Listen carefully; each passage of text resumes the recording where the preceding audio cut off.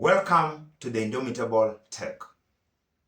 Today, we are destroying 10 stereotypes that are keeping you broke.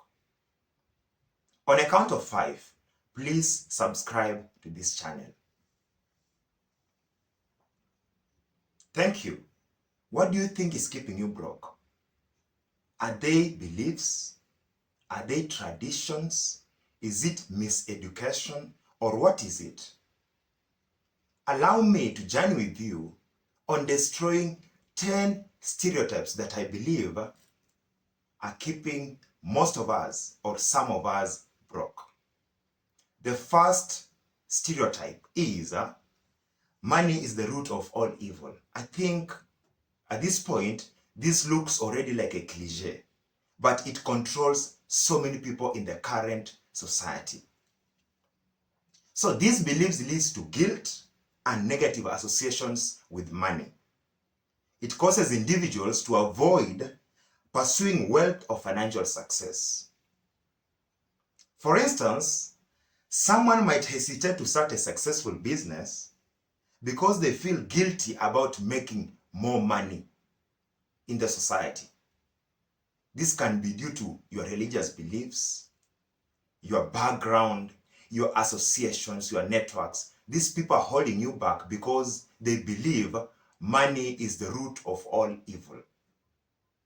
Destroy that from your mind, from your life. The second stereotype that we are destroying today: rich people are greedy and selfish. Has this ever crossed your mind that you believe rich people are selfish and greedy? If it has, that is what is holding you back.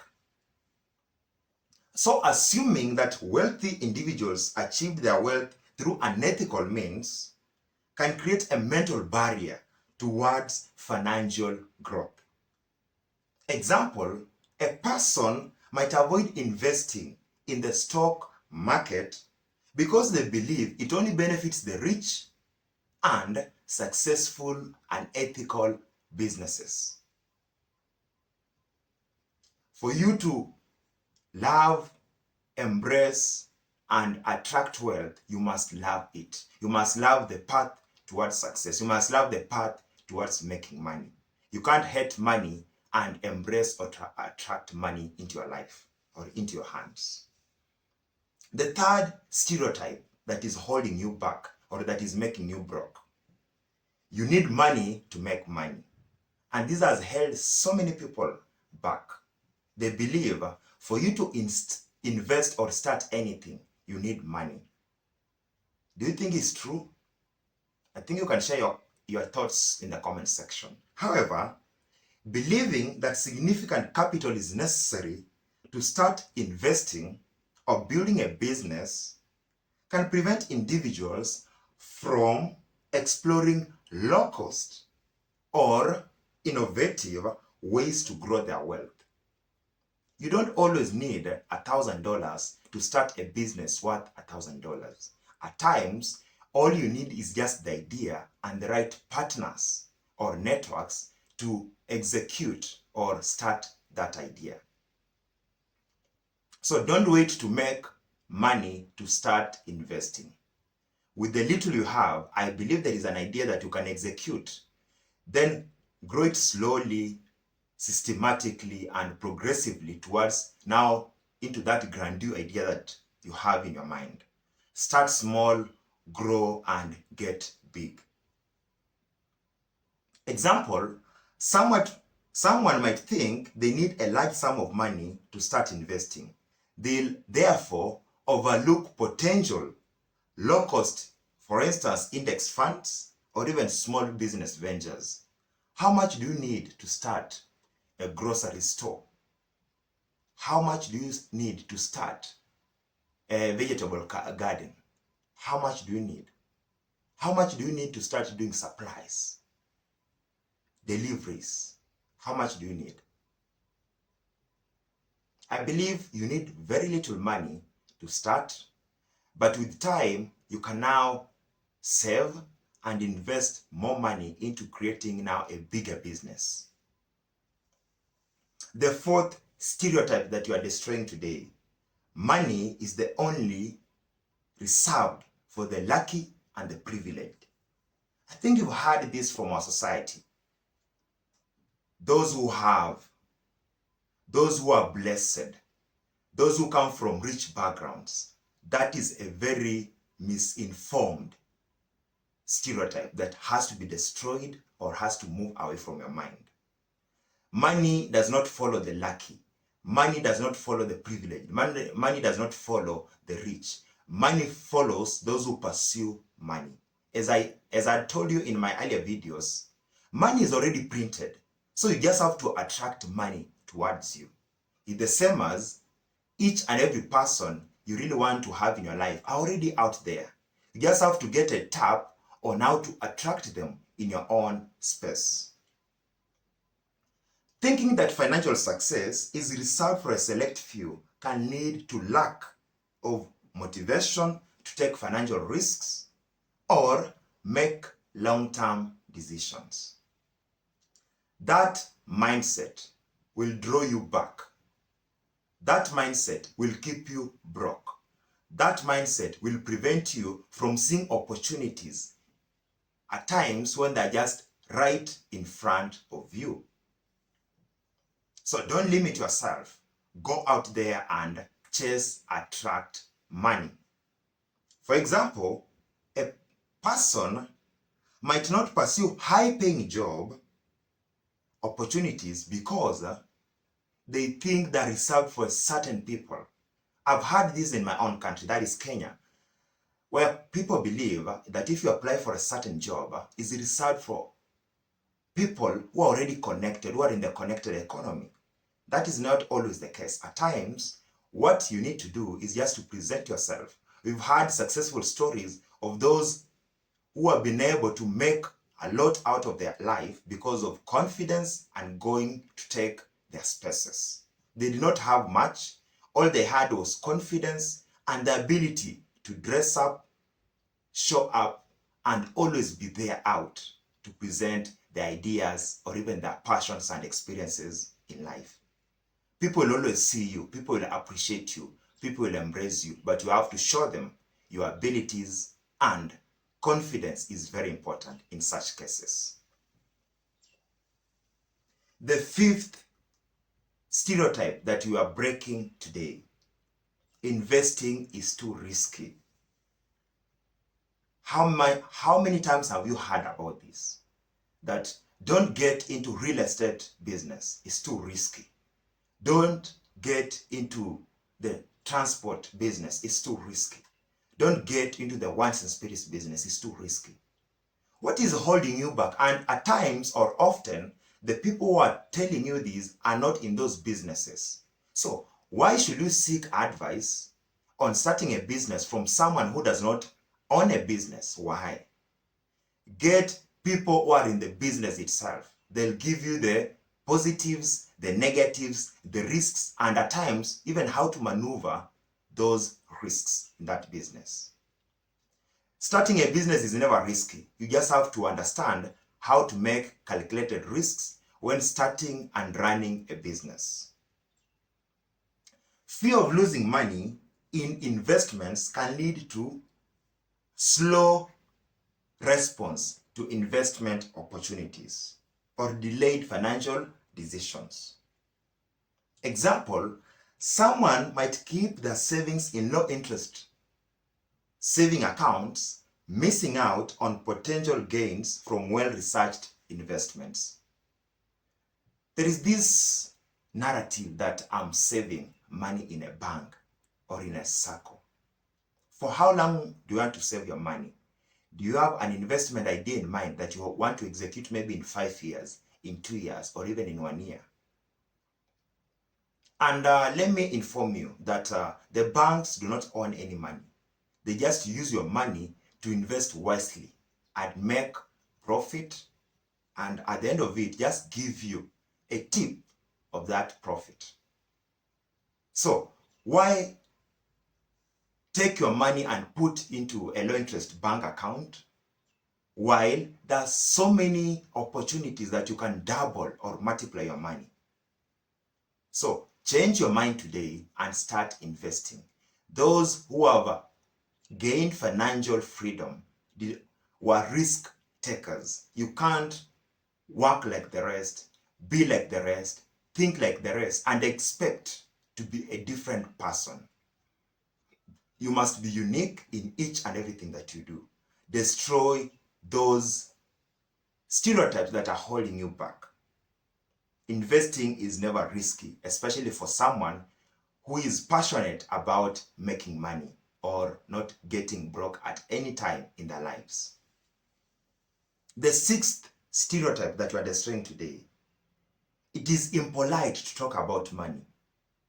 I've heard people reserve communication on money, but they're very eager to talk about football, to talk about family matters, to talk about gossip. At times, just backstreet bickerage excites them. But when you introduce a topic on money, they're quite hesitant or constrained when you mention money issues.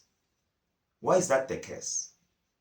Have you ever felt withheld to share your financial situation with someone? People only advise you or open up to you when you are open to them. If I let you know that I've got this amount of money, you can easily share your idea with me or what I can do with that money. So each and every time, always captivate or cultivate the desire to talk about money. When you meet those important networks in your own life, talk about what is important to you, what is important to them, so that you are able to generate a continuous discussion and a passion and love for money, so that you don't get broke while your networks are making exemplary moves or progress in their lives. So when you avoid such discussions, you hinder sharing of important or vital financial information. And unless you've got the information, then there is no need for you to have money. You need information, then money will follow that information. The seventh stereotype that you are breaking today: I'll never be rich because of my background. My friend, I think you've heard of this. Being born poor or being born from a poor background is not your problem. But if you die poor, if you live poor, it is not the problem of your parents or your folks. It is your own problem. So let go of the thoughts about the type of background you came from and execute ideas that you can propel in your own lives. Remember, from all our backgrounds, our parents, our folks, our brothers, our kids and kins wants us to succeed. And through that, they'll also benefit and feel the urge or the fulfillment each and every person gets when their kids succeed. So don't be that person who is held back by the same background that you think has made you poor because they were poor, has made you broke because you are broke. It is now up to you to shape your own destiny, to shape your own life, to become a better person and even change or transform where you came from. Do that today and you'll see enormous progress in your life. For instance, there are people who believe that socioeconomic status defines the financial future. It's never the case. Your financial future is defined by you. And the earlier you get this into your mind, the better for you and the better for us all. Because when you have the right mindset, you are able to pursue ideas relentlessly, passionately, and in the long term, you'll achieve. Money is not got through magic or miracles. Money is made. Money is attracted. Attract money by having a positive mindset in regard to money matters. The eighth stereotype that you are destroying today. It is too late to start investing. It is too late to start investing. It is too late to start investing. Don't you think that is a cliche? An old held truth that does not have got any background to support or substantiate. What is too old in the first place? Is it being 2 decades? A century? What is too old in the first place? So remember this. There is nothing that is prescribed with time. There are people who break their even or make significant financial status or improvement in their early 20s. There are people who do that in their 50s. There are people who do that in their 70s. Look at all the wealthiest people in the world. All of them did not make their success or their fortune in their early years of life. Some even delayed up to above half a decade. But it's because they pursued relentlessly their passion, their views, and their motivation towards making money that they have been able to achieve it. And at this point, let me mention a very important person, that is Denzel Washington. Throughout his life, he was only able to be recognized globally or win a very important prize about 50. Had he stopped acting early, had he given up because of the many challenges that he faced, he could not have achieved that. Oprah Winfrey, she is renowned because of her relentless pursuit for becoming the best voice for women empowerment. Warren Buffett, you can name them. Most of these people have been able to achieve success in their later days in their life. As much as we believe life begins at 40, it is not always to each and every person. At times, there are people who begin their life, that is, who break even with brokenness, even at 20 or at 15. There are people who also have to wait up to their 60s or 70s to break even. So don't be defined by time. Be defined by the desire to achieve in your life. The ninth stereotype, which is a very common stereotype, is money can't buy happiness. My friend, who told you that? What are you pursuing in your life? All of us want to be happy. But then, what is happiness? It is Albert Einstein who says, we only pursue success after happiness. Therefore, I believe that for you to be able to get happy or to get that happiness, you need success. Success does not come from being broke, my friend. Destroy that thing from your mind. I think you've been told this by so many people. Just live a comfortable life, an average life. Just live within your comfort zone. Have a family, have a couple of friends, and live through life and die. What will be written on your epitaph? What will be read on your last day on this earth? What will be read? What will be in your own eulogy? Shall we celebrate you? Shall we mock you? Shall we forget about you on that day you'll be lowered 6 feet under? Think about that for a moment and reflect on what you really want to achieve in life.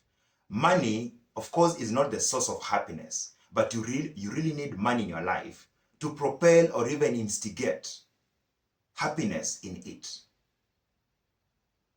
Money is able to facilitate so many things that support happiness in your life.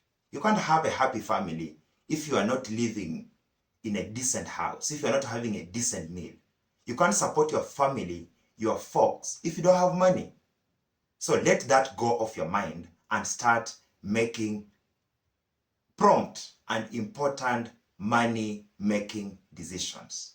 Avoid brokenness by having or holding such kind of mindset. The last but not the least, stereotypes we are breaking today.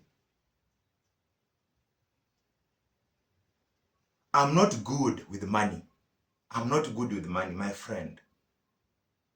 That is now a personal problem. It's not the money problem. If you're not good with money, it is not the money that is making you not to be good. It is you that is making yourself not good with money. That people believe if they've got money, they get weird, they get wild, they forget about themselves. Which at times is true, yes, but who should fix themselves? Is it the money that should fix itself? The fiat money? The paper money? Or it is you who has got a spirit that should fix themselves?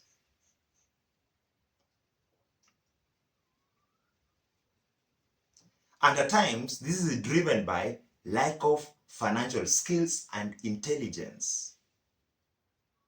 You need financial literacy in your life to attract or even keep money. Therefore, please do the necessary.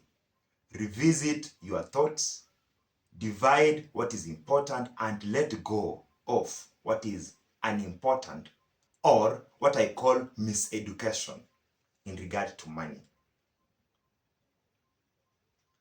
A person might avoid managing their own investments.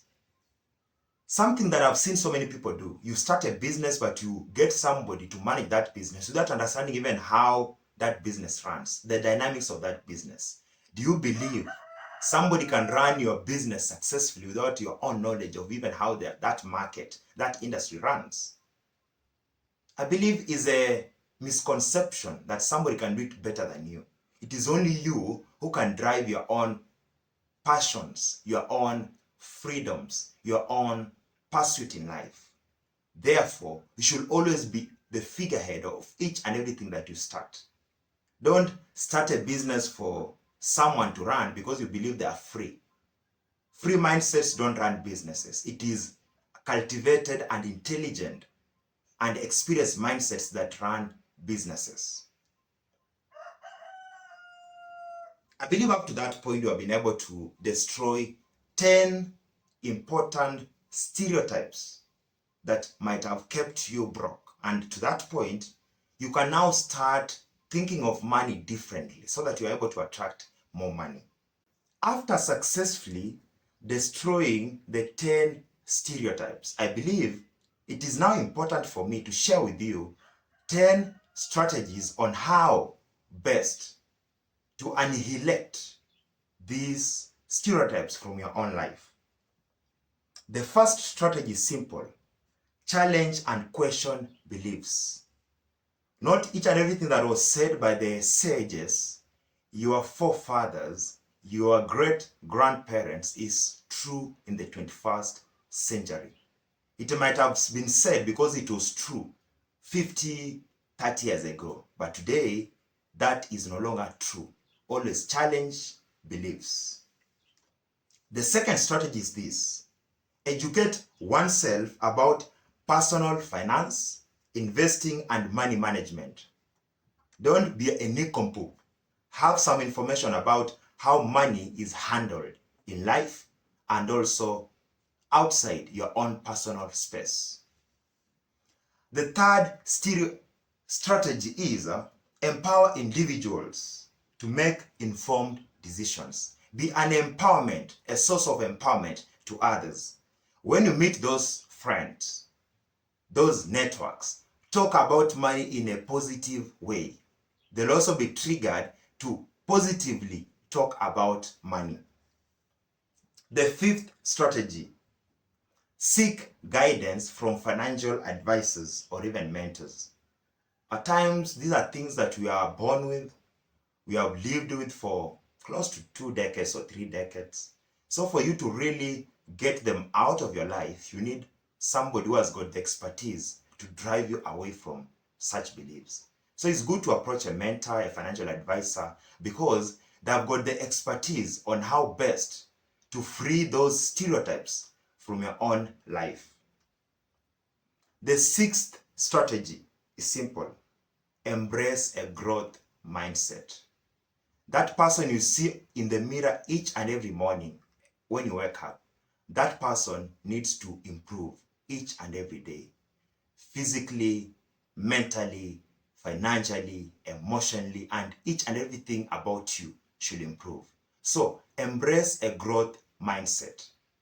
Where are you today? Where are you challenging yourself and your thoughts and even your mind to be tomorrow? That will help you or trigger a growth mindset or an attraction towards making yourself financially free by not being broke.